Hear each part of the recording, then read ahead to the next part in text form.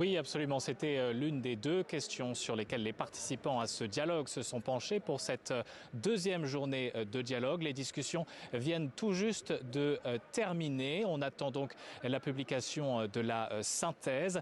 Les participants étaient environ 200 pour cette deuxième journée de dialogue. Ils étaient répartis dans deux commissions. La première chargée de proposer une nouvelle date pour le scrutin. La deuxième, elle, se penchait sur les modalités d'une éventuelle période de transition au cas où l'élection présidentielle se tiendrait après le 2 avril, qui est la date de la fin du mandat du président Macky Sall. Ces discussions ont eu lieu à huis clos, presque rien n'a filtré. Il y avait d'importantes divergences entre les acteurs, mais à la sortie, à l'instant, plusieurs participants nous ont assuré qu'un consensus a émergé. On devrait donc le connaître dans les toutes prochaines heures. Les conclusions de ce dialogue doivent être rendues ce soir au président Macky Sall, qui a promis de prendre rapidement un décret pour fixer une nouvelle date pour l'élection présidentielle.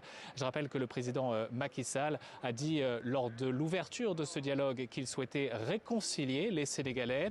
Il a d'ailleurs annoncé l'examen dès demain mercredi d'une proposition de loi d'amnistie, une loi d'amnistie qui concernerait les actes commis lors des graves troubles qu'a connus le Sénégal ces 3 dernières années.